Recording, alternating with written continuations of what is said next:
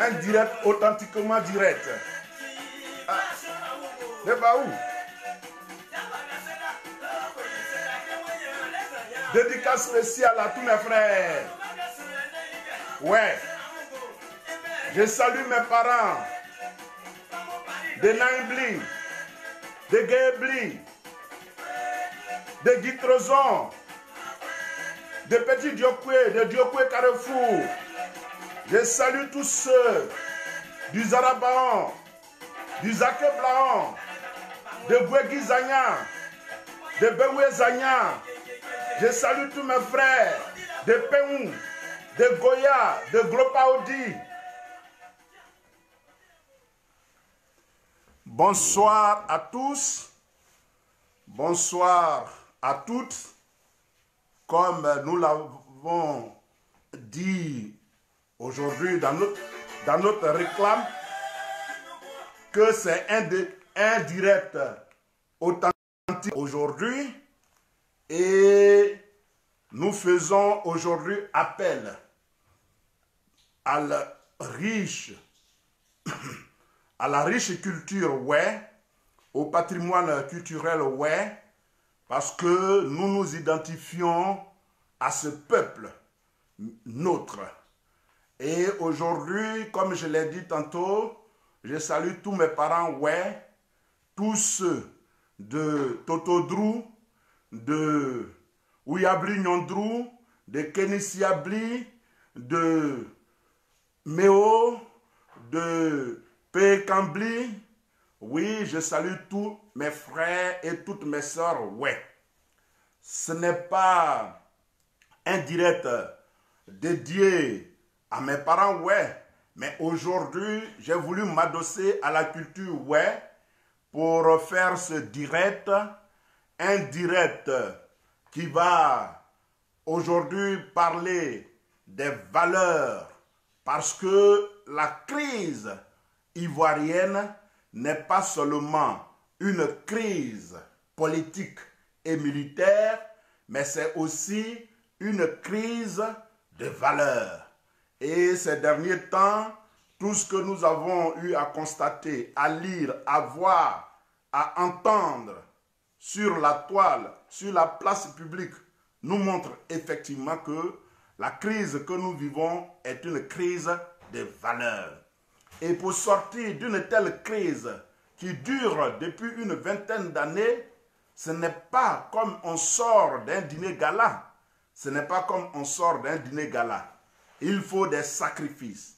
Et pour cela, nous allons inviter dans ce direct chacun de nous à se réapproprier le combat, à se réapproprier la lutte pour justement que chacun donne un peu de lui pour participer au sacrifice national. Dans ce direct également, nous allons faire un clin d'œil à l'élection présidentielle de 2020. Si vous voulez, aux élections générales de 2020.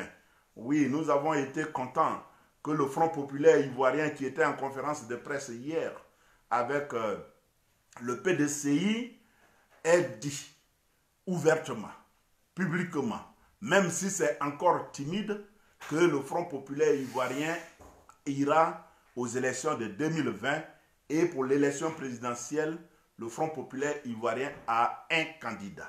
Cela nous réjouit. Nous allons parler donc de l'élection présidentielle de 2020, parce que quoi qu'on dise, de maintenant jusqu'à ce qu'on arrive, si elle aura lieu à cette échéance électorale, tous nos directs vont faire un clin d'œil sur l'élection présidentielle. Et enfin, dans ce direct, nous allons inviter chacun de nous au combat.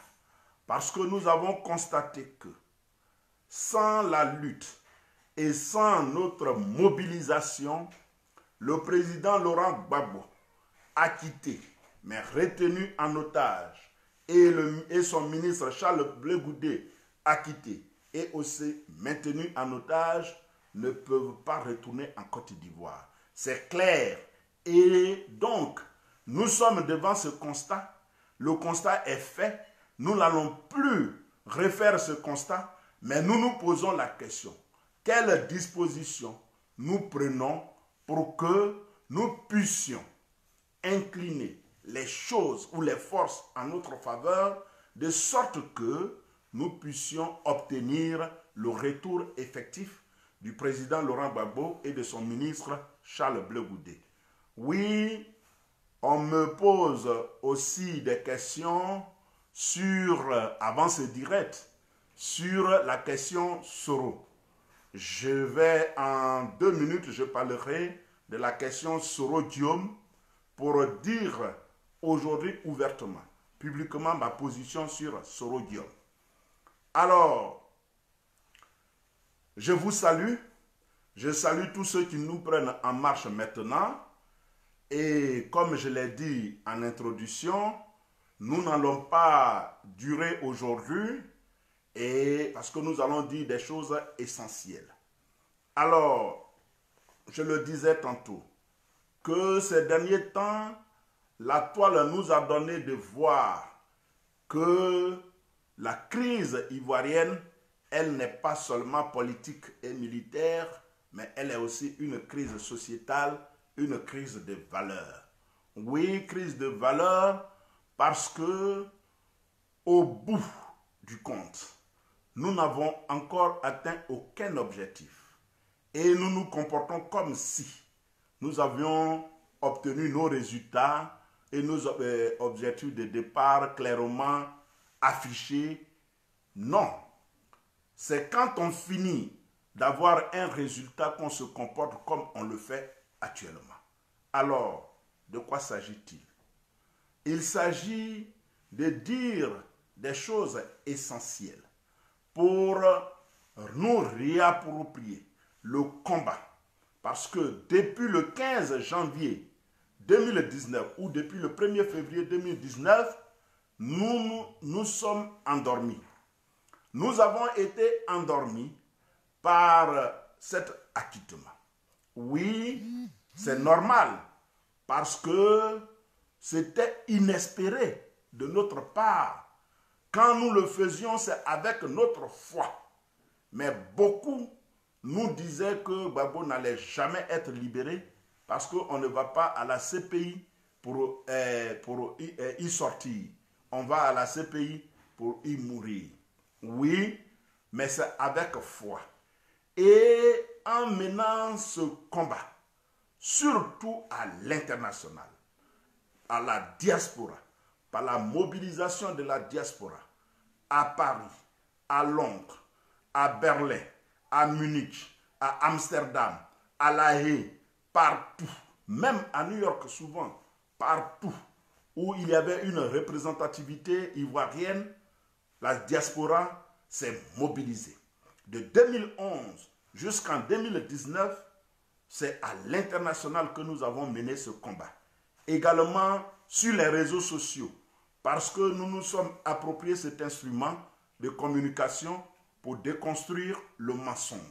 Il fallait déconstruire ce mensonge grossier, distillé comme un venin, comme un microbe, comme, je veux dire, un virus dans l'imagerie populaire, à la fois dans l'opinion occidentale, dans l'opinion publique occidentale, comme dans l'opinion publique africaine, présentant le président Laurent Gbagbo comme un dictateur, comme un criminel de guerre, comme celui qui aura commis des crimes contre l'humanité. Il fallait déconstruire ce mensonge. Nous l'avons fait à partir des réseaux sociaux et la diaspora s'est mobilisée. Oh, je ne connais plus le nombre de voyages. En le faisant, c'est comme nous nous sommes appropriés ce combat qu'ont mené nos frères africains de l'Afrique du Sud. Je veux prendre cet exemple historique. Oh, on peut toujours me jeter la pierre en me disant que j'aime toujours parler de l'histoire, mais oui, parce que d'abord, c'est pour 2 raisons. La première raison, c'est mon métier. Je ne fais que ça. Et la deuxième raison, c'est que si on ne s'appuie pas sur des faits sociaux, sur des faits historiques, sur des faits qui ont marqué l'histoire de l'humanité, notre histoire commune, nous ne pouvons pas nous inspirer pour avancer dans la lutte. C'est pourquoi je voudrais prendre l'exemple de nos frères noirs de l'Afrique du Sud. Qu'est-ce qui s'est passé? Le 12 juin 1964, lorsque Mandela a été condamné à perpétuité, je ne suis pas juriste, mais tous ceux qui sont juristes peuvent le définir mieux que moi. Quand on parle de condamnation à perpétuité et que vous êtes en prison, c'est votre cadavre qui sort de là. Vous ne sortez pas de là vivant. Mais les Sud-Africains noirs se sont engagés systématiquement dans le combat sans tenir compte du verdict du procès de Rivonia. Sans tenir compte. Et ils ont eu la foi de dire que par leur mobilisation, par leur détermination, un jour, leur leader charismatique, leur leader historique, Nelson Mandela, devrait être libéré. Et au bout de 27 ans, ils ont obtenu la libération de Nelson Mandela. Mais cela n'a pas été un jeu de gala. Cela n'a pas été un bal-poussière organisé. Non. Que de morts, que de vies brisées, que de familles brisées, que de familles séparées. Mais au bout du compte, par la foi et par la détermination, les Sud-Africains ont eu gain de cause. Qu'est-ce qu'ils ont fait? L'ANC, le Congrès national africain, qui était le fer de lance de cette lutte, a pu rassembler les autres partis, comme le Parti communiste sud-africain, comme d'autres petits partis affiliés, pour mener le combat. Mais à l'intérieur même de l'ANC, il y a eu une réorganisation, sinon une organisation, une division du travail pour la lutte. D'abord, Oliver Tambo, qui fut le président de l'ANC jusqu'à sa mort, a été envoyé en exil pour parcourir tous les pays de la ligne de front, qui étaient le Zimbabwe, la Zambie, l'Angola et le Mozambique, tous ces pays qui luttaient également à l'intérieur contre des régimes racistes, mais également qui luttaient aussi contre l'apartheid sud-africain. C'est Oliver Tambo qui s'est occupé de cela. Même jusqu'en 1974, il est parti à l'ONU pour prononcer un discours historique, pour condamner l'apartheid, pour demander des sanctions de la communauté internationale contre le système odieux de l'apartheid de Pretoria. Ils nous ont fait tout ça. Sur le côté européen et occidental, on avait Dussi September qui était là-bas, qui menait aussi la lutte. Sur le plan africain, il y avait Miriam Makeba avec sa voix qui menait la lutte. À l'intérieur même de l'Afrique du Sud, Winnie Mandela, qui a remplacé valablement son époux incarcéré, a mené l'ANC, a porté l'ANC. Et l'ANC s'est démembré pour donner le front social et le front des travailleurs à Cyril Ramaphosa, l'actuel président sud-africain, qui a créé une puissante centrale dans les mines, regroupant tous les miniers, tous les travailleurs du secteur minier. Et la puissante COSATU. C'est avec cette puissante COSATU que Cyril Ramaphosa et les mineurs ont mené les dures grèves entre 1985 et 1987. Le résultat, le front économique a été ébranlé. C'est comme ça qu'ils se sont organisés. Et en 1990, le résultat a été là. Mais avant cela, que de morts. La jeunesse a été mobilisée au départ par Steve Biko, par Chris Hani, mais qui n'ont pas vu le résultat de la lutte. Chacun a fait un sacrifice.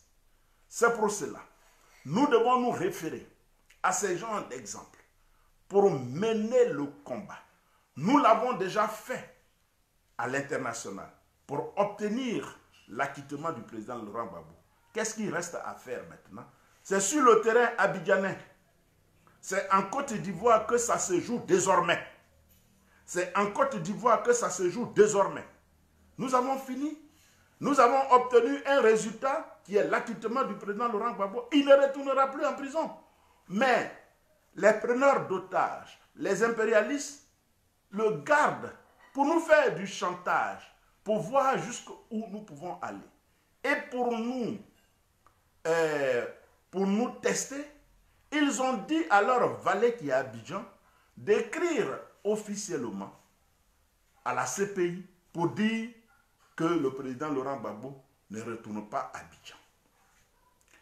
Et pour le ministre Charles Blé Goudé, ils ont tout fait pour ouvrir un procès contre lui, sous le fallacieux prétexte des crimes, de violences sur des prisonniers de guerre. On ne sait pas c'est quel délit. Mais toujours est-il que les avocats du ministre Charles Blé Goudé ont quitté le prétoire et on ne sait plus jusqu'à quel niveau se trouve ce procès. C'est pour dire quoi?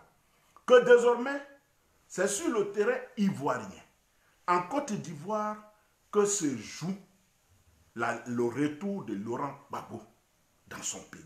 Et pour participer, si nous le voulons, à l'élection présidentielle. C'est pour cela, j'invite ce soir tous ceux des nôtres à cesser ce que nous faisons. Parce que c'est quand on a fini de travailler qu'on s'amuse, on peut se taquiner. C'est normal, comme nous le faisons depuis hier ou depuis ce matin, pour faire renaître cet esprit qui a toujours uni les Ivoiriens, cet esprit ASEC Africa. Mais ça, c'est soit dit en passant. Ce n'est pas cela qui doit prendre notre temps. Non. Nous devons clairement identifier les enjeux. Et ici, les enjeux sont aujourd'hui 1. Le départ de Ouattara. 2. Le changement de régime. Maintenant, comment nous faisons pour obtenir cela? J'avais oublié, je peux le rappeler, soit dit en passant, que l'ANC, dans son long combat, a identifié les traites internes à la lutte et ils les ont neutralisés. Mabutusu, Gatsa, Buthelezi et son Inkata ont été neutralisés. Donc, dans un premier temps, nous devons chez nous identifier tous ceux qui ont été retournés par l'impérialisme et qui nous empêchent de mener correctement ce combat pour les neutraliser. Il faut les neutraliser. Ceux qui nous empêchent de faire le combat de la libération et du président Laurent Gbagbo et du ministre Charles Blé Goudé et de la Côte d'Ivoire, nous devons les identifier pour les neutraliser. Premier point. Deuxième point. Nous devons identifier nos forces en présence. Comment nous pouvons le faire? Et j'en arrive maintenant à l'élection. Mais comment comprendre que le Front populaire ivoirien et le PDCI RDA, le Parti démocratique de Côte d'Ivoire, ces deux plus grandes partis qui drainent autant de militants et de sympathisants en Côte d'Ivoire sont marginalisés dans le processus électoral et cela ne dit rien à quelqu'un. Comme on le dit à Abidjan, ça ne va pas quelque part. Et on est là. Mais non, pourquoi cela se passe ainsi? Parce que ceux qui sont au pouvoir à Abidjan ont déjà pris leur disposition pour dire qu'ils ne partiront pas du pouvoir. Et tous les jours que Dieu fait, nous avons des éléments. Au départ, M. Alassane Ouattara avait dit qu'il ne pouvait plus se représenter pour un troisième mandat en 2020. D'ailleurs, la Constitution le dit. Mais aujourd'hui, il s'est caché derrière un fallacieux prétexte générationnel pour dire si ceux de sa génération se présentent, lui il se présente. Or, nous on savait déjà qu'il était candidat de son parti à l'élection. Deuxièmement, 100 millions. 100 millions de caution ou bien de cautionnement. Où a-t-on vu ça? Lui qui a payé, d'abord qui a été repêché. Lui qui a été repêché par l'article 48 de la Constitution de 2000.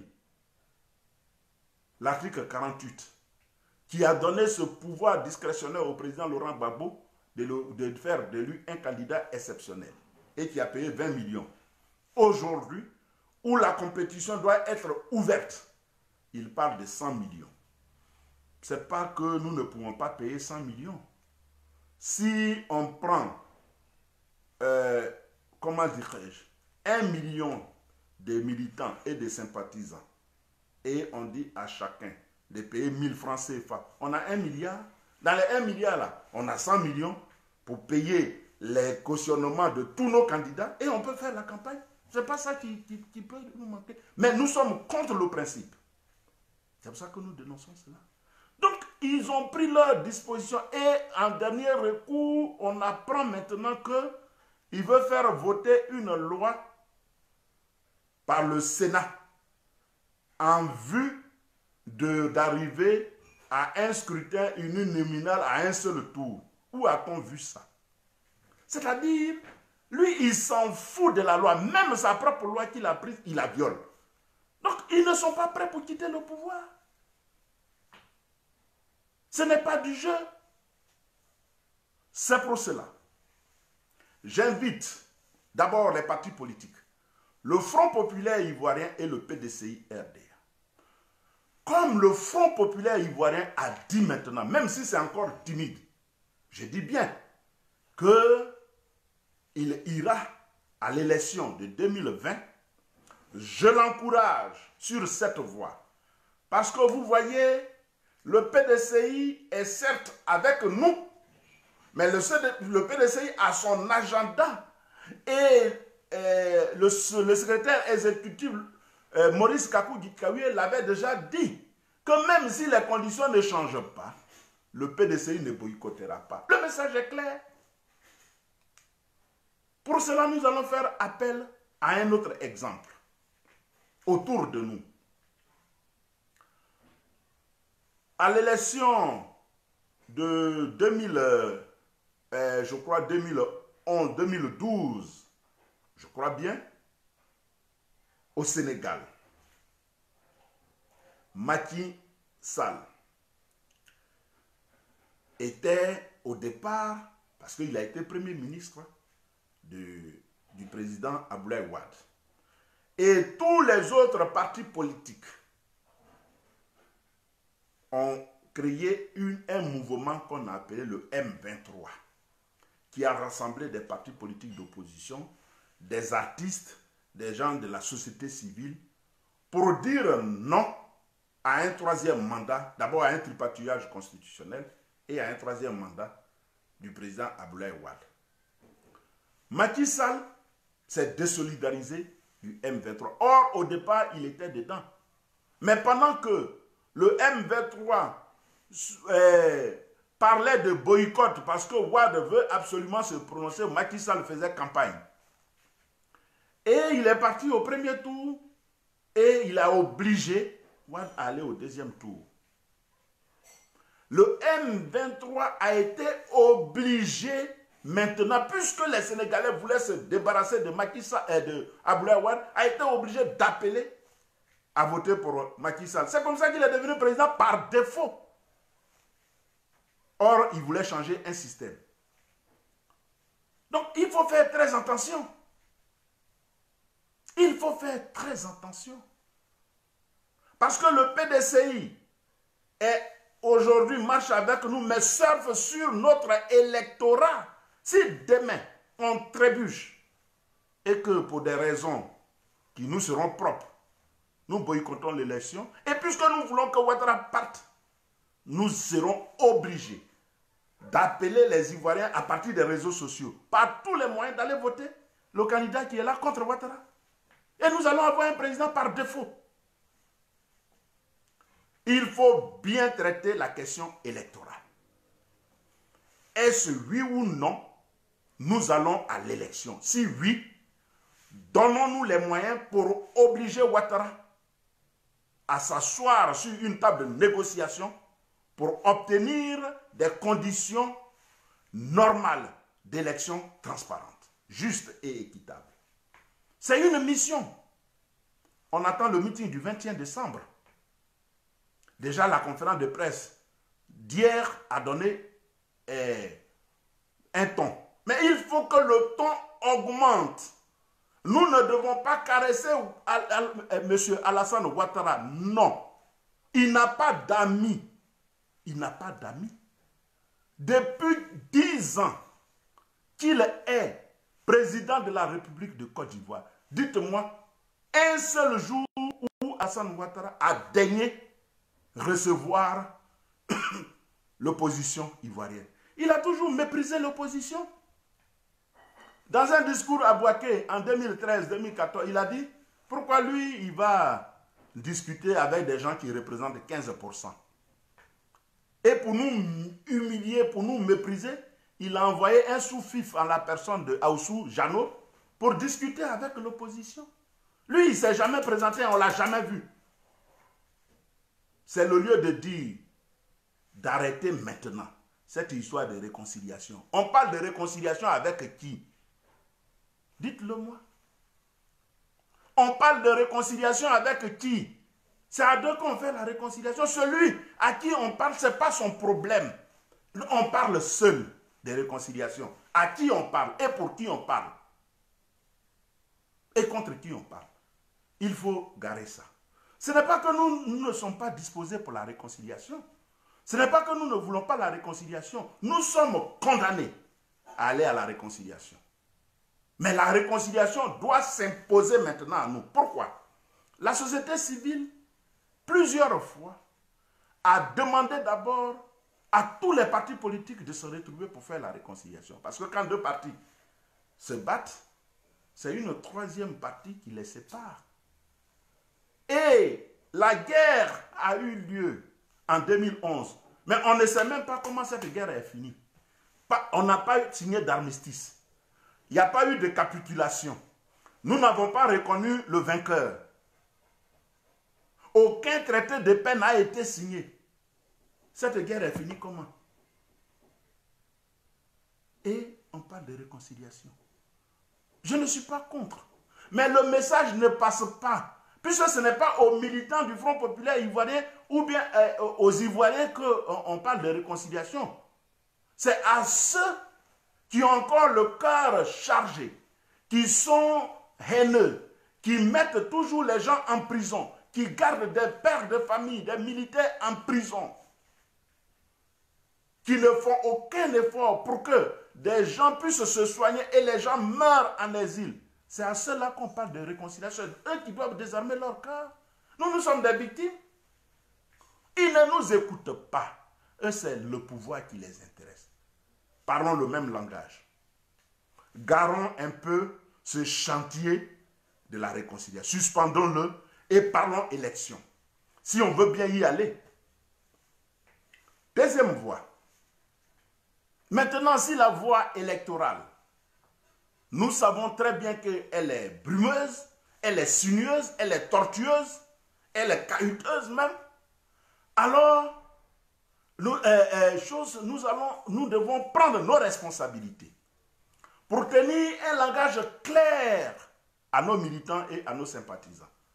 Pour dire pour telle raison, nous optons pour un boycott massif. Et pour cela, pas un boycott passif, mais un boycott actif. On va revenir en 1995. Et le Front populaire ivoirien et le Parti démocratique de Côte d'Ivoire sont les deux plus grandes partis, dont les militants sont dans le sud-ouest, dans le centre-ouest, dans l'est, dans le sud-est, dans le centre. Mais c'est presque la Côte d'Ivoire. Ajoutez maintenant aux militants du COGEP, de l'UNG, de l'URD, de l'AIRD. Est-ce qu'il y a un match en termes de populaire? Donc, nous créons en ce moment un soulèvement populaire qui doit contraindre Ouattara à nous accepter comme des adversaires et nous nous asseyons pour discuter et on parlera maintenant des gouvernements de transition parce qu'on aura pu bloquer le fonctionnement normal des institutions et on parle de gouvernements de transition. Je parle de ces faits parce que c'est la voie que nous devons choisir pour réussir un changement de régime en Côte d'Ivoire. Et c'est le changement de régime en Côte d'Ivoire qui pourra créer les conditions du retour du président Laurent Gbagbo et de son ministre Charles Blé Goudé. Parce que c'est l'État de Côte d'Ivoire qui a écrit officiellement à la communauté internationale de déporter le président Laurent Gbagbo et ensuite le ministre Charles Blé Goudé. Donc c'est ce même État qui va écrire pour dire non, nous ne voulons plus, mais ramenez-nous nos citoyens. Si on ne change pas de régime, comment nos parents peuvent revenir? C'est utopique. Puisqu'il n'y a plus de droit à la CPI, le droit a été dit par Cuno Tafuseur depuis le 1er février 2019. Gbagbo est acquitté, Blé Goudé est acquitté. C'est fini, il n'y a plus de procès là-bas.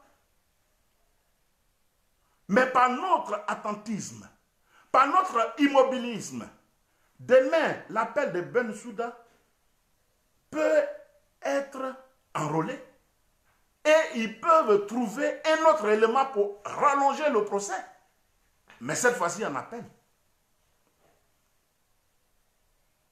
Ça se joue sur le terrain à Abidjan.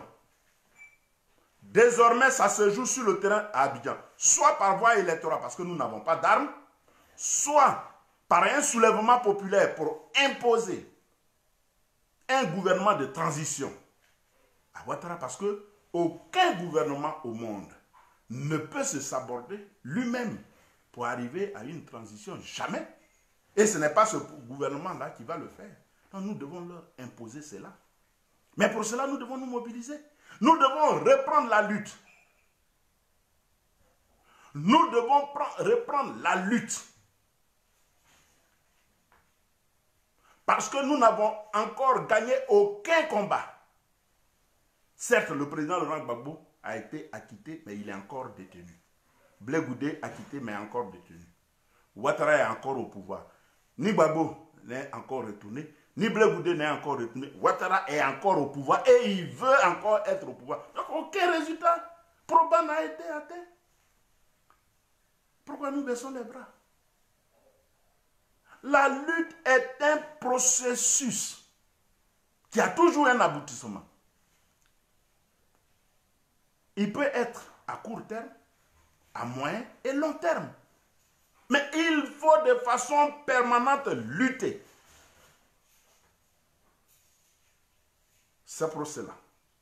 Dieu même que nous prions tous les jours nous donne les voies.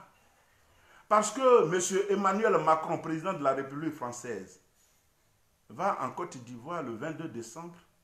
Ce n'est pas un cadeau à nous offrir ça. Si on est vraiment mobilisé. Pour l'accueillir avec des pancartes pour dire Macron, prends ton élément que Sarkozy nous a imposé et puis dehors pour retourner en France. Ce n'est pas un élément de mobilisation ça. Mais demain, c'est sur Facebook qu'on va venir rire.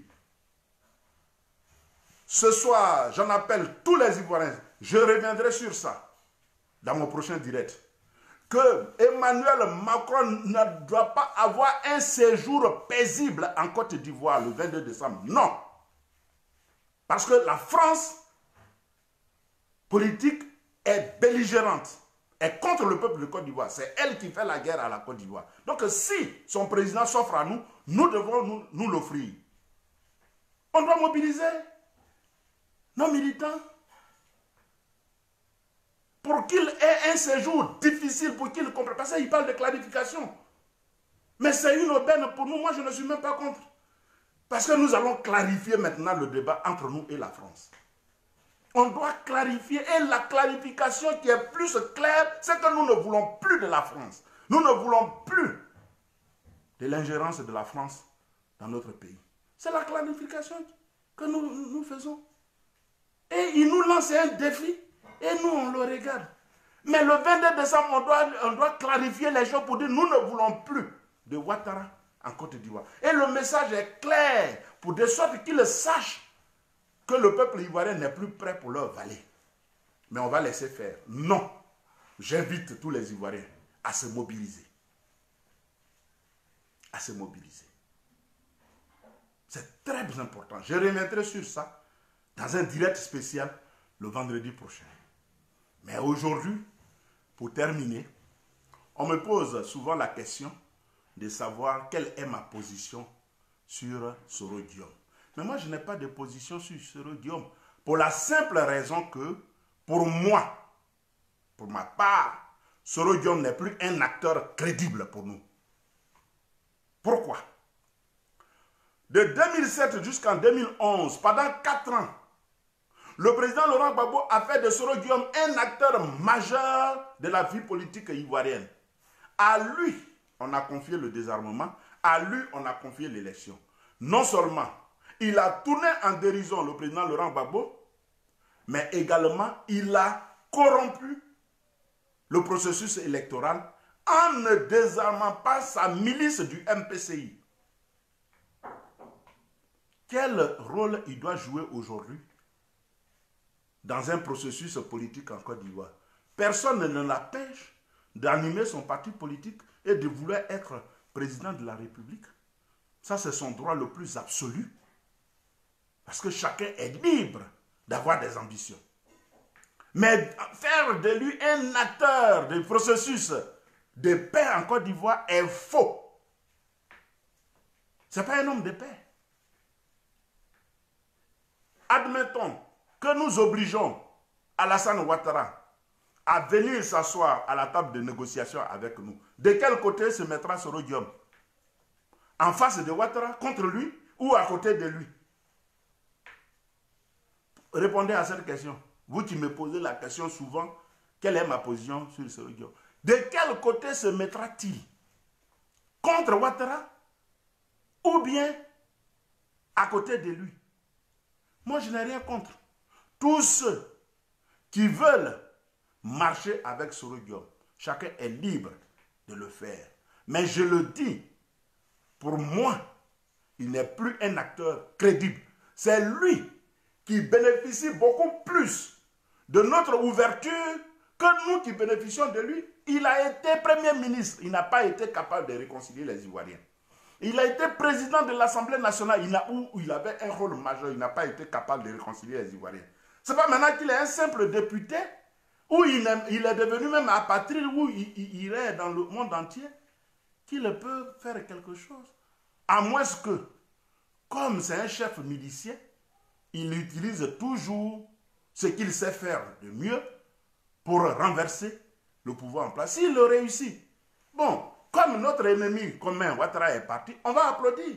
Et là, on va discuter, puisqu'il devient le maître. On va discuter. Il ne va pas tous nous tuer, mais là, on va discuter, puisque maintenant, il devient le nouveau maître. On va discuter. C'est ce qu'il sait faire le mieux. Sinon, politiquement, je ne vois pas ce qu'il peut nous apporter. Cela ne veut pas dire que tous ceux qui viennent pour se mettre contre Ouattara, je demande de les chasser. Mais je donne ma position sur Soro Guillaume pour dire qu'il n'est plus un acteur majeur de la crise en Côte d'Ivoire. Il a grillé lui-même toutes ses cartes. Il est plus crédible à mes yeux. Maintenant, ceux qui veulent être avec lui, qui croient en lui, peuvent aller. Il n'y a pas de problème. C'est au résultat que nous allons juger. Ça, c'était ma position. Pour me résumer, parce que j'ai dit que ce direct n'allait pas être long, il faudrait que nous nous rapproprions la lutte. Nous devons reprendre la lutte là où nous l'avons laissée le 1er février. Mobilisons-nous comme nous savons le faire. Soyons imaginatifs. Réfléchissons. Mais le substrat doit être la lutte permanente. Ouattara ne doit plus avoir de répit jusqu'à ce qu'il recule. C'est de cela qu'il s'agit. Jusqu'à ce qu'il renonce à son projet dictatorial. Nous en avons les moyens. C'est le peuple. Mettons le peuple de Côte d'Ivoire en mission et nous verrons. Parce que ce qui était valable pour lui en 2011, 2012, 2013, 2014, 2015, 2016 n'est plus valable en 2019. N'est plus valable en 2019. Nous devons profiter de cela pour mettre fin à ce régime. Parce que sans changement de régime à Abidjan, pour moi, pour l'instant, c'est utopique. C'est une utopie que le président Gbagbo et le ministre Charles Blé Goudé ne retournent à Abidjan. Pour l'instant, ça c'est ma position. Il y a certains qui ont des informations secrètes, c'est normal, puisqu'il y a toujours des cercles privés. Mais moi, pour un observateur, un citoyen lambda et un observateur avisé et attentif de la situation, je pense bien que c'est de notre mobilisation, c'est du combat que dépendra le retour du président Laurent Gbagbo et du ministre Charles Blé Goudé. Sinon, depuis bientôt 1 an, des gens qui ont été acquittés, en droit ça veut dire quoi? Et libérés. Pourquoi on leur impose encore des conditions d'asservissement? Pourquoi? Le droit a été dit, c'est la politique maintenant. Et nous devons renverser les forces politiques en présence. Soit nous donnons les moyens pour aller à l'élection et la gagner, ou nous donnons les moyens pour obtenir un soulèvement populaire pour imposer une transition à Ouattara. Voici, pour ma part, les seuls issues pour que nous gagnions définitivement ce combat, qui n'est pas encore gagné parce que nous sommes à mi-chemin. Tant que le président Laurent Gbagbo n'est pas retourné en Côte d'Ivoire, tant que le ministre Blé Goudé n'est pas retourné en Côte d'Ivoire, pour ma part, et tant que Ouattara sera encore président de la Côte d'Ivoire, pour ma part, nous serons fatigués. Bon, je ne peux pas dire que nous serons fatigués, mais nous aurons encore beaucoup de temps à passer dans cette lutte. Or, il faut abréger les souffrances des Ivoiriens. Ce n'est pas à cause d'un seul individu que les Ivoiriens doivent souffrir. Il faut abréger les souffrances des Ivoiriens. Et cela dépend de nous. Comme les Sud-Africains ont incliné les forces. Cela dépend de nous. Hier au Burkina, ce sont des femmes qui sont sorties avec des bois de placali, des casseroles usagées, des louches, des grelots dans la rue pour crier, comparer dehors, comparer, et puis comparer aujourd'hui un apatride au Soudan. Ce sont les pauvres paysans, les pauvres épiciers qui sont sortis. On a tué plus de 100 personnes. Mais ils ont amené l'armée. Parce que n'oublions pas que Omar Ben Béchir était général d'armée. Mais l'armée qui était son socle s'est désolidarisée de lui. Et finalement, l'armée a fait un coup d'État contre lui. Parce qu'elle ne pouvait plus voir le peuple souffrir ainsi. Et puis aujourd'hui, on a eu une transition au Soudan. Vous pensez que c'est par génération spontanée que ça vient? Mais nous devons amener les soutiens de Ouattara à se désolidariser de lui. En Roumanie, en 1989, les Roumains de la diaspora se sont cotisés et ont envoyé le neveu du chef d'état-major bras séculier de Ceausescu Nicolae à Bucarest pour lui donner un message clair. Va dire à ton oncle, s'il ne rejoint pas le peuple, c'est un homme mort. Ils ont réussi à l'exiler aux États-Unis. C'est comme ça que Ceausescu est tombé. Donnons-nous les moyens. Nous avons les moyens. Qu'est-ce que nous faisons maintenant? Il est l'heure pour le combat. Nous ne sommes plus là pour tergiverser. Les plaisanteries que nous faisons pour fouiller dans les slips des gens, dans les caleçons des gens doivent cesser. Nous ne sommes pas là pour ça. Chacun a une vie privée et mène sa vie privée comme il l'entend. Mais ce qui nous unit, c'est la Côte d'Ivoire. Et nous devons penser Côte d'Ivoire. que de se promener dans les rues avec des cabinets ministériels en poche ou avec des directions centrales en poche. Pourtant, nous n'avons rien gagné encore. Non, il ne s'agit pas de cela. L'heure est au combat, l'heure est à la lutte. J'invite tout le monde, à partir d'aujourd'hui, à se réapproprier le combat. Nous n'avons pas encore terminé et il faut mener ce combat jusqu'à ce que Ouattara recule. C'est de cela qu'il s'agit. Ce sont des amusements puérils. Un leader, on ne s'occupe pas de sa vie privée pendant qu'il est dans les liens de la détention.